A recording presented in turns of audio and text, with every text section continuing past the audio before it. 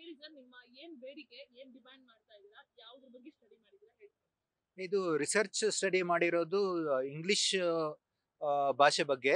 ಆ, ಪ್ರಪಂಚದ ಒಂದು ಏನು 195 ಸಾರ್ವಭೌಮ ದೇಶಗಳಿದೆ.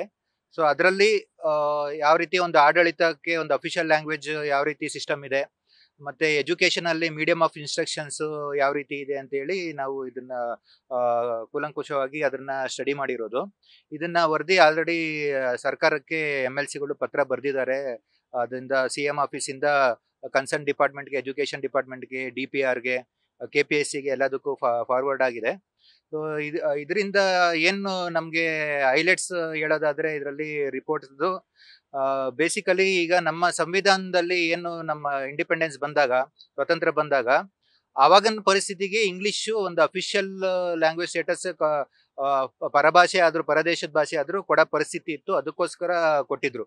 ಬಟ್ ಇದೇ ನಮ್ಮ ಸಂವಿಧಾನದಲ್ಲಿ ಆರ್ಟಿಕಲ್ 343ರಲ್ಲಿ ಏನ್ ಹೇಳುತ್ತದೆ, ನಮ್ಮ ಏನು ಕಲ್ಚರ್ ಇದೆ, ನಮ್ಮ ಏನು ಪಬ್ಲಿಕ್ ಇಂಟ್ರೆಸ್ಟ್ ಇದೆ, ಅದನ್ನ ಮೂಲತಃ ಪರಿಗಣಿಸ್ಕೊಂಡು ನಾವು ಒಂದು ಅಫಿಷಿಯಲ್ ಲ್ಯಾಂಗ್ವೇಜ್ ನ ಯಾವುದಕ್ಕೆ ಆಗ್ಲಿ ಕೊಡ್ಬೇಕು. ಅದರಲ್ಲೂ ಹೆಚ್ಚಿನ ಆದ್ಯತೆ ನಮ್ಮ ಸೌತ್ ಇಂಡಿಯನ್ ಸ್ಟೇಟ್ಸ್ಗೆ, ನಾನ್ ಹಿಂದಿ ಸ್ಪೀಕಿಂಗ್ ಏನು ಇದೆ, ಹಿಂದಿ ಬಿಟ್ಟು ಬೇರೆ ನಮ್ಮ ಭಾರತೀಯ ಭಾಷೆಗಳು ಏನಿದೆ ರಾಜ್ಯಗಳು, ಸೊ ಅದರಲ್ಲಿ ಯಾವ ರೀತಿ ಒಂದು ಇದೆ, ಮತ್ತೆ ನಮ್ಮ ಈಗಿನ ಪರಿಸ್ಥಿತಿಯ ಟೆಕ್ನಾಲಜಿ, ಸೈಂಟಿಫಿಕ್ ಅಡ್ವಾನ್ಸ್ಮೆಂಟ್ ಯಾವ ರೀತಿ ಇದೆ, ಅದನ್ನೆಲ್ಲ ನೋಡಿಕೊಂಡು ಇದು ಅಫಿಷಿಯಲ್ ಲ್ಯಾಂಗ್ವೇಜ್ ಸ್ಟೇಟಸ್ ನ ಮಾಡ್ಬೇಕಂತ ಇರೋದು. ಆಗಿನ ಕಾಲದಲ್ಲಿ ಯಾವ ತರ ಪರಿಸ್ಥಿತಿ ಇತ್ತು ಅವಾಗ ಅದಕ್ಕೆ ಅನುಗುಣವಾಗಿ ಮಾಡಿದ್ರು. ಬಟ್ ಇವಾಗ ಕಾಲ 2025ರಲ್ಲಿ ಸಾಕಷ್ಟು ಡೆವಲಪ್ಮೆಂಟ್ ಆಗಿದೆ. ಆರ್ಟಿಫಿಷಿಯಲ್ ಇಂಟೆಲಿಜೆನ್ಸ್ ಬಂದಿದೆ, ಸಾಕಷ್ಟು ಸಾಫ್ಟ್ವೇರ್ಗಳು ಬಂದಿದೆ ಅನುವಾದ ಮಾಡೋದಕ್ಕೆ. ಸೊ ಇವತ್ತೊಂದು ದಿವಸ ಇಂಗ್ಲಿಷ್ನ ಅವಶ್ಯಕತೆ, ಅಫಿಷಿಯಲ್ ಸ್ಟೇಟಸ್ ಕೊಡೋದು ಅದಕ್ಕೆ ಅಸಮಂಜಸ ಅನ್ಸುತ್ತೆ. ಯಾಕೆ ಅಂತಂದ್ರೆ ಈಗ 195 ದೇಶದಲ್ಲಿ ಆ ನಮ್ಗೆ ಹೆಚ್ಚು ಕಡಿಮೆ ಈಗ ಒಂದು 10 ದೇಶದಲ್ಲಿ ಮಾತ್ರ ಅದು ಮಾತೃಭಾಷೆಯಾಗಿ ಇಂಗ್ಲಿಷ್ ಇರೋದು. ಮಾತೃಭಾಷೆ ಅಂತ ಹೇಳ್ಕೊಡೋದು ಒಂದು 9% ಜನ ಇದ್ದಾರೆ ಪಾಪ್ಯುಲೇಷನ್ ವರ್ಲ್ಡ್ ವೈಡ್ ನಮ್ಮ ಪ್ರಪಂಚದಾದ್ಯಂತ. ಸೊ ಇನ್ ಮಿಕ್ಕಿದವರು ಒಂದು ಇಂಗ್ಲಿಷ್ ಕಲ್ತಿರೋರು ಅಂದ್ರೆ ಒಂದು 15% ಜನ. ಈ 9% ಜನ ಮತ್ತೆ 15% ಜನ ಎರಡು ಸೇರಿದ್ರೆ ಒಂದು 25% ಜನ, ಕಾಲ್ ಭಾಗನೂ ಆಗಲ್ಲ. ಸೊ ಕಾಲ್ ಭಾಗದ ಜನ ಮಾತ್ರ ನಮ್ಮ ಪ್ರಪಂಚದಲ್ಲಿ ಇಂಗ್ಲಿಷ್ಗೆ ಒಂದು ನಾಲೆಡ್ಜ್ ಇರೋರು. ಇನ್ ಮಿಕ್ಕಿದವ್ರು 75% ಜನ ಅವ್ರಿಗೆ ಇಂಗ್ಲಿಷ್ ನಾಲೆಡ್ಜ್ ಇಲ್ಲ. ಇವತ್ತಿಗೂ 75% ಜನ ಅವರು ಯಾವುದೇ ಒಂದು ಇಂಟರ್ನೆಟ್ ಉಪಯೋಗಿಸ್ಕೊಳ್ಬೇಕಾದ್ರೆ ಇಂಗ್ಲಿಷ್ ನಲ್ಲಿ ಬ್ರೌಸ್ ಮಾಡೋದಿಲ್ಲ. ಈಗ ನಮ್ಮ ಇಂಡಿಯಾ ಲೆವೆಲ್ ಅಲ್ಲಿ ತಗೊಂಡ್ರು ಅಷ್ಟೇ. ಇವತ್ತೊಂದ್ ದಿವಸ ಅರ್ಬನ್ ಸಿಟಿನಲ್ಲಿ ತಗೊಂಡ್ರು 60% ಜನ ನಮ್ಮ ಇಂಗ್ಲಿಷ್ ಬಿಟ್ಟು ಬೇರೆ ಬೇರೆ ಅವ್ರ ಮಾತೃಭಾಷೆಗಳಲ್ಲೇ, ಕನ್ನಡ ಆಗ್ಲಿ ಮತ್ತೊಂದ್ರಲ್ಲಾಗ್ಲಿ ಅವರು ಇಂಟರ್ನೆಟ್ ಉಪಯೋಗಿಸ್ತಾ ಇರೋದು. ಸೊ ಇಂಡಿಯಾ ಲೆವೆಲ್ ಅಲ್ಲಿ ತಗೊಂಡ್ರೆ ಈಗ 98% ಜನ ಈಗ ಇಂಗ್ಲಿಷ್ ನಲ್ಲಿ ಉಪಯೋಗಿಸ್ತಾ ಇಲ್ಲ ಇಂಟರ್ನೆಟ್ ಕೂಡ. ಕೆಲವೇ ಒಂದು 2-3% ಜನ ಮಾತ್ರ ಉಪಯೋಗಿಸ್ತಾ ಇರೋದು.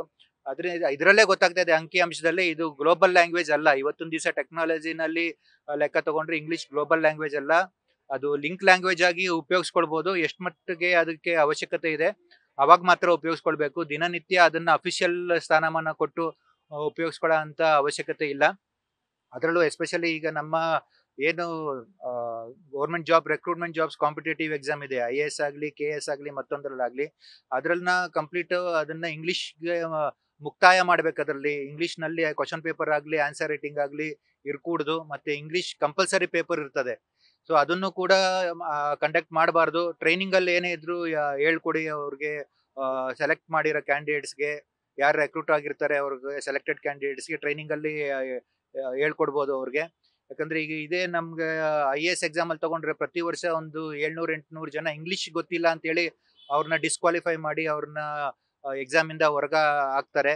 ಅದೇ ತರ ಬೇರೆ ಎಕ್ಸಾಮ್ಗಳು ಲೆಕ್ಕ ತಗೊಂಡ್ರೆ ಲಕ್ಷಾಂತರ ಜನ ಇವತ್ತೊಂದ್ ದಿವಸ ಅವ್ರಿಗೆ ಒಳ್ಳೆ ನಾಲೆಡ್ಜ್, ಟ್ಯಾಲೆಂಟ್, ಸ್ಕಿಲ್ ಇದ್ರು, ಬೇರೆ ಜನರಲ್ ಸ್ಟಡೀಸ್ ಆಗಿರ್ಬೋದು, ಎಸ್ಸೆಗಳು ಆಗಿರ್ಬೋದು, ಎಲ್ಲ ಗೊತ್ತಿದ್ರು ಕೂಡ ಅವ್ರಿಗೆ ಇಂಗ್ಲಿಷ್ ಗೊತ್ತಿಲ್ಲ ಅಂತ ಹೇಳಿ ಅವ್ರಿಗೆ ಅವ್ರ ಜೀವನ ಹಾಳು ಮಾಡೋದು. ಅದು ಎಸ್ಪೆಷಲಿ ಇದರಿಂದ ಹೊಡೆತ ಬೀಳೋದು ಸೋಷಲಿ ಮತ್ತೆ ಎಕನಾಮಿಕಲಿ ಬ್ಯಾಕ್ಗ್ರೌಂಡ್ ಏನು ಹಿಂದುಳಿದ ವರ್ಗ ಜನ ಇದ್ದಾರೆ, ಗ್ರಾಮೀಣ ಪ್ರದೇಶದಿಂದ ಏನು ಹೆಣ್ಮಕ್ಳಾಗ್ಲಿ ಗಂಡ್ಮಕ್ಳಾಗ್ಲಿ ಏನು ವಿದ್ಯಾಭ್ಯಾಸ ಮಾಡ್ಕೊಂಡಿದ್ದಾರೆ, ಅವ್ರಿಗೆ ಇದರಿಂದ ಹೊಡೆತ ಬೀಳ್ತದೆ ಜೀವನಕ್ಕೆ.